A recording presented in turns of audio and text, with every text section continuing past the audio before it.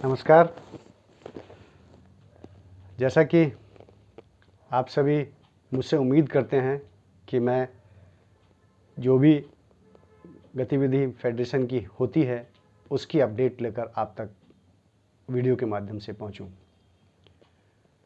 तो इस समय जैसा आप सभी को मालूम है कि पूरे भारतवर्ष में कोरोना महामारी का कितना प्रकोप चल रहा है और विशेषकर दिल्ली में इसका ज़्यादा ही प्रभाव देखा जा रहा है। इन विकट परिस्थितियों में फेडरेशन की तरफ से लगातार गतिविधियां जारी हैं, लेकिन हम लोगों को भी थोड़ी सावधानी इसमें बरतनी पड़ रही है, क्योंकि अगर हम सावधान नहीं रहेंगे तो कल को ऐसा ना हो कि हमारी सभी एक्टिविटी बंद हो जाएं। तो ये सब ध्यान में रखते हुए हम अपने सभी पैरामेडिकल कर्मचारियों के विभिन्न मुद्दों को आगे रखने का प्रयास कर रहे हैं, लेकिन इस समय हम लोग प्रायोरिटी पर काम कर रहे हैं। तो प्रायोरिटी पे हमारा नॉर्म्स और आरआर को लेकर हम चल रहे हैं। ये सही है कि इसके अलावा भी हमारे बहुत सारे कार्य हैं जो कि अभी पेंडिंग है, जैसा कि झारखंड में हमारे लोगों को वाशिंग अलाउंस नहीं मिल रहा है, कर्नाटका में, महाराष्ट्र में हमारे लोग फार्मासिस्ट भाइयों को ड्रेस अलाउंस एंड पीसीए नहीं मिल रहा है, और साथ में हमारा अंधेरी का हॉस्पिटल अभी बंद पड़ा है। ये सारे इश्यूज़ हैं।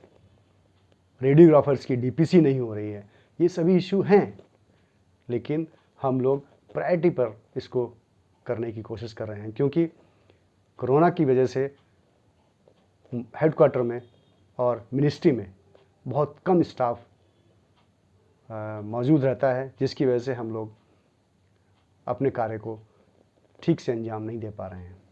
लेकिन जो भी हम कर सकते हैं, हम पूरा ये प्रयास कर रहे हैं कि जो कार्य इस समय में हमसे निकल जाए, या जो अब हम देख रहे हैं कि सामने अगर वो टाइम हमने निकाल दिया तो हो सकता है कि हमको नुकसान हो, तो हम उस पर पूरा ध्यान लगा के अपना कार्य कर रहे हैं। अभी 20 तारीख को 20 नवंबर को नॉर्म्स को लेकर हमारी नॉर्म्स कमेटी के चेयरमैन डॉक्टर असीम दास के साथ मीटिंग थी।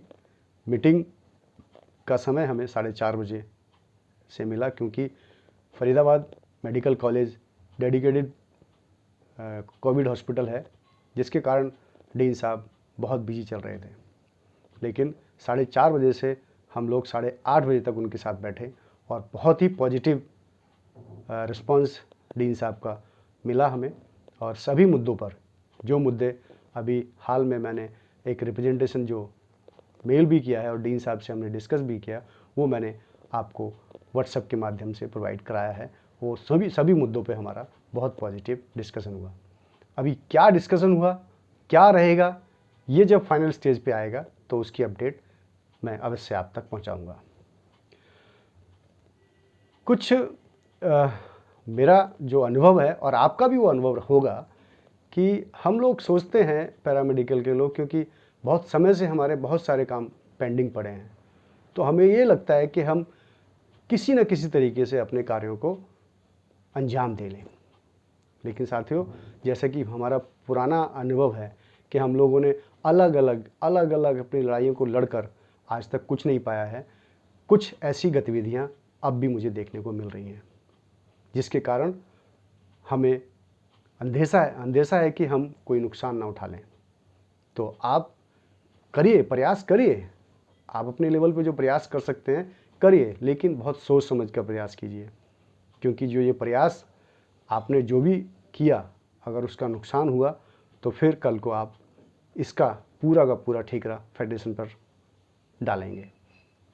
तो ऐसा नहीं होना चाहिए कि अगर फेडरेशन आपकी तरफ से रिप्रेजेंट कर रही है किसी ऐसे मुद्दे पर जिस पे कि सभी कैडर्स का उसमें रिप्रेजेंटेशन हम लोग रखते हैं, तो कहीं ऐसा ना हो कि आप कुछ और बात कहें और कुछ और तरीके से कहें। हो सकता है बात वही हो, लेकिन कुछ और तरीके से कहें।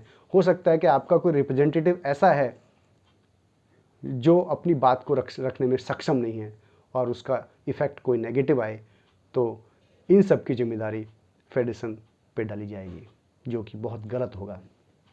तो आप सबसे ये निवेदन है कि आप प्रयास करें कि ऐसा ना हो और फेडरेशन पर विश्वास करें कि आपके लिए जो आपकी ग्रीवेंसेस हैं, जो भी आपकी रिक्वायरमेंट है, उनको पूरा किया जाएगा।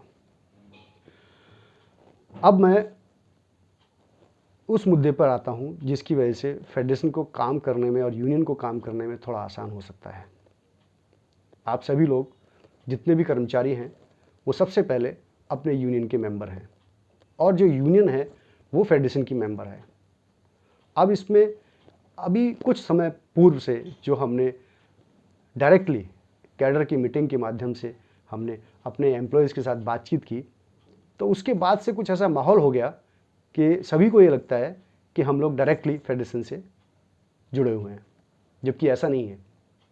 यदि आप अपने यूनियन के साथ नहीं जुड़े हैं तो इसका मतलब आप अपनी फेडरेशन के साथ भी नहीं जुड़े हुए हैं। तो हमारा एक प्रयास था कि हम अपनी तरफ से कोशिश करें कि हम लोगों से डायरेक्टली हम बात करें, जो भी उनकी समस्याएं उनको हम सीधा सीधा लें और आगे उनको परस्यू करें। लेकिन अभी कुछ ऐसा देखा जा रहा है कि सभी लोग फेडरेशन से बहुत सारी उम्मीदें लेके बैठे हैं और मुझे लगता है कि उम्मीद क्यों ना लेके बैठे हैं, क्योंकि उनको लगता है कि फेडरेशन इस काम को कर सकती है। लेकिन फेडरेशन की भी कुछ उम्मीदें हैं अपने कर्मचारियों के साथ और यूनियन के जो पदाधिकारी उनसे। तो आपकी बहुत सारी उम्मीदें फेडरेशन से हैं, लेकिन फेडरेशन की भी कुछ उम्मीदें हैं आपसे और आपकी यूनियन से, लेकिन वो उस पर खरे नहीं उतर रहे हैं। फेडरेशन अपना पूरा प्रयास, मैं कहूँगा 2% नहीं 200% कार्य कर रही है फेडरेशन।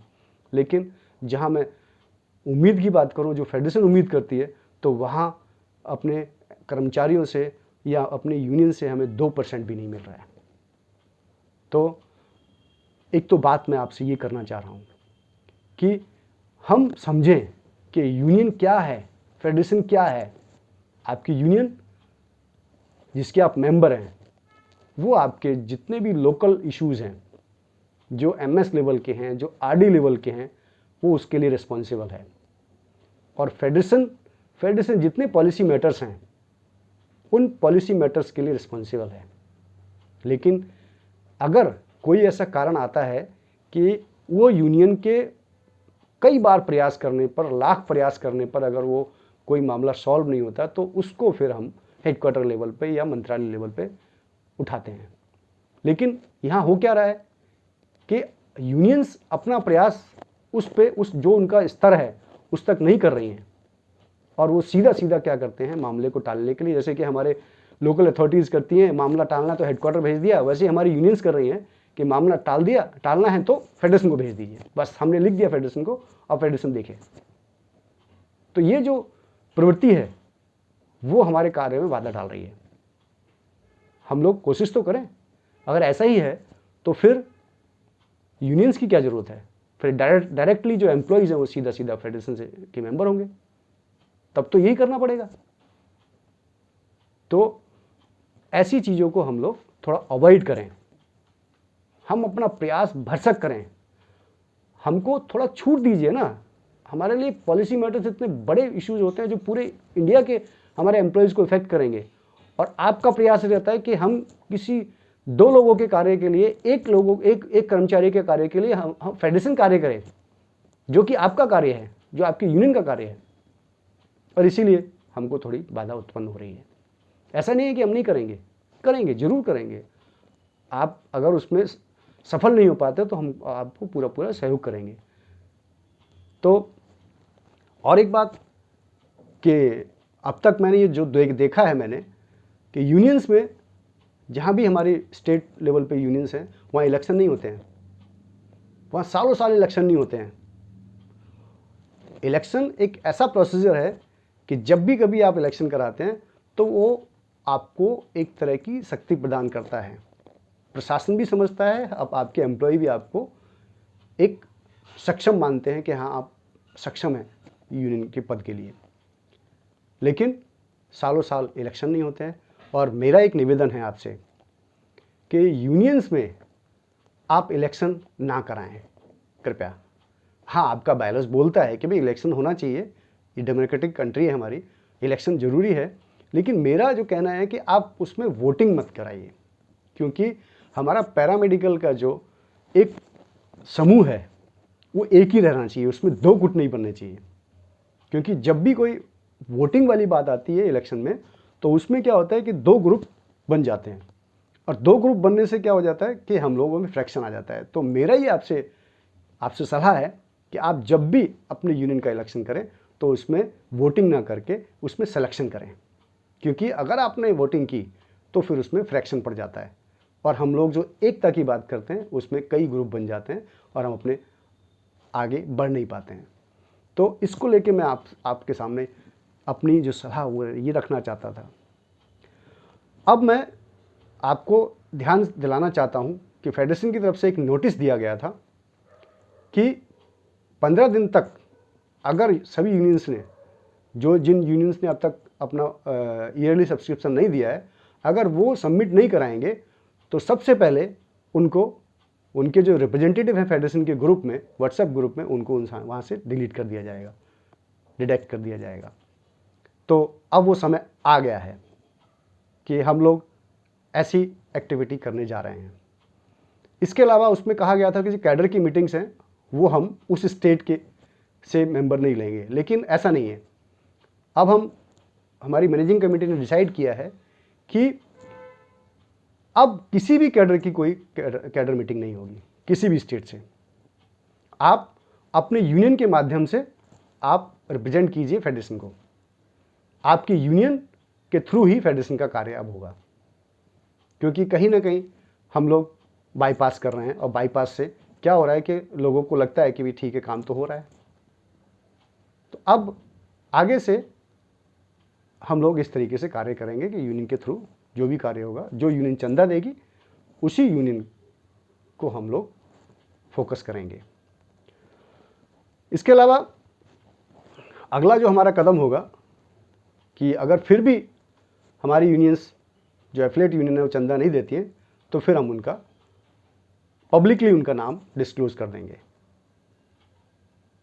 और फिर भी अगर ऐसी बात होती है तो उससे पहले भी अब हम ये डिसीजन लेने जा रहे हैं, क्योंकि हो क्या रहा है कि फेडरेशन की जो भी एक्टिविटीज़ हैं, जो भी कुछ हो रहा है, वो आप तक वीडियो के माध्यम से व्हाट्सएप पे जो भी रिप्रेजेंटेशन जा रहा है वो आप तक पहुंच रहा है। तो अब आगे से जब तक कि सभी यूनियंस अपना चंदा नहीं देती हैं, तब तक आपको, मैं क्षमा चाहता हूँ ये कहते हुए, कि आपको कोई भी गतिविधियों की जानकारी नहीं दी जा पाएगी, क्योंकि जितना प्रयास हम कर रहे हैं, हम चाहते हैं कि आप और आपकी यूनियन भी उतना ही प्रयास करें। तो मैं इन्हीं शब्दों के साथ, मैं बड़े ही उम्मीद के साथ अपनी बात को रख रहा हूं, और ये चाहता हूं कि आप अपनी यूनियन और अपने कर्मचारियों के साथ मिलकर फेडरेशन को स्ट्रांग करें, अपने आप को स्ट्रांग करें। हर बार मैं इस बात को कहता हूं।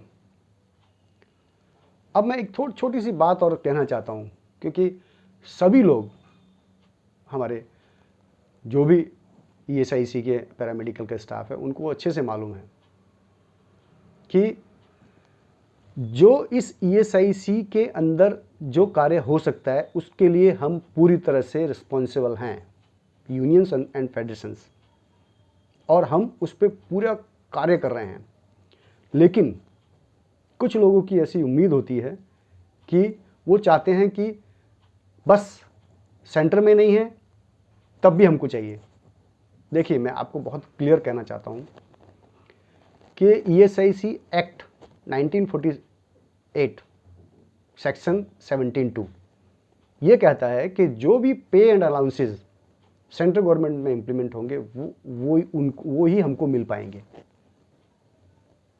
तो इस बात को कहीं ना कहीं हम लोग भूल जाते हैं और अपनी एक जिद लगा के बैठते हैं कि नहीं, हमें तो ये चाहिए, हमें तो वो चाहिए। तो मैं आपको सिर्फ वो वादा कर सकता हूँ, जैसे नॉर्म्स है, नॉर्म्स सेंटर में जैसे SI नॉर्म्स नर्सिंग के हैं, वैसे सेंटर में हमारे नॉर्म्स है ही नहीं, तो इसको हम करा सकते हैं। हम अपने लेवल पे, ये सही लेवल पे हम इसको करा सकते हैं, लेकिन जहाँ पे एंड अलाउंसेस की बात है या और भी कोई सर्विस मैटर्स की बात है, उसको तो हमको सेंट्रल गवर्नमेंट को फॉलो करना है, ये बाकायदा लिखित में है। हाँ, ये सही है, ये सही है। कुछ चीज़ें हम देखते हैं कि सेंटर में नहीं है लेकिन हमारे यहाँ हो रखी है, लेकिन ये सही कि पास ऐसा उसमें क्लॉज है कि वो ऐसे भी कर सकते हैं और वैसे भी कर सकते हैं, और उसी में हम कोशिश करते हैं कि अपने फेवर में हम कुछ करा के ले आएँ। ये कोई ज़रूरी नहीं है कि हम लोग सब चीज़ें जैसा चाहेंगे वैसा कर लेंगे। हम लोग बंधे हैं सेक्शन 17(2) से। तो इसको मैं विशेष रूप से आपके सामने रखना चाहता था ताकि आप थोड़ा क्लियर हो जाएं कि हम क्या कर सकते हैं, क्या नहीं कर सकते हैं। अगर पे को लेकर, कोई ऐसे अलाउंसेस को लेकर अगर सेंटर में वो हैं तो हम उसके लिए लड़ सकते हैं। जैसे कुछ कैडर है, मैं नाम नहीं लूँगा, नाम लेने से ही हो जाता है कि आपने उस कैडर का नाम लिया, हमारा नहीं लिया। कुछ कैडर्स हैं जिनका सेंटर के अंदर इम्प्लीमेंट हो गया है, वो आज तक हमारे यहाँ इम्प्लीमेंट नहीं हो पाया है। कारण वही कि हम लोग अलग अलग, जैसे आज भी हो रहा है कि अलग से कोशिश करते हैं। हमारा बहुत बड़ा एक्सपीरियंस है, फिर भी हम नहीं मानते हैं। फिर भी हम सोचते हैं कि भाई हम अलग अलग रह के करा लेंगे, जो कि हम पुराना एक्सपीरियंस है कि नहीं करा पाए हैं हम। तो माफ़ कीजिएगा, मैं थोड़ा सा, मुझ में जो बात थी, जो मैं अपने लोगों को, जो मैं समझता हूं कि वो मेरे अपने हैं, मैं उनसे ये बात कर सकता हूं तो मैंने की है। बाकी आपके हाथ में है, आप जैसा चाहें आप बिल्कुल इसके लिए फ्री हैं। लेकिन मेरा निवेदन यही रहेगा हमेशा कि मुट्ठी में ताकत है, इसमें नहीं है, खुले हाथ में ताकत नहीं है। तो इन्हीं शब्दों के साथ बहुत बहुत धन्यवाद कि आपने मेरा वीडियो देखा, और इस निवेदन के साथ कि इस वीडियो को और लोगों तक भी आगे पहुंचाएं। बहुत बहुत धन्यवाद। नमस्कार। जय हिंद, जय भारत।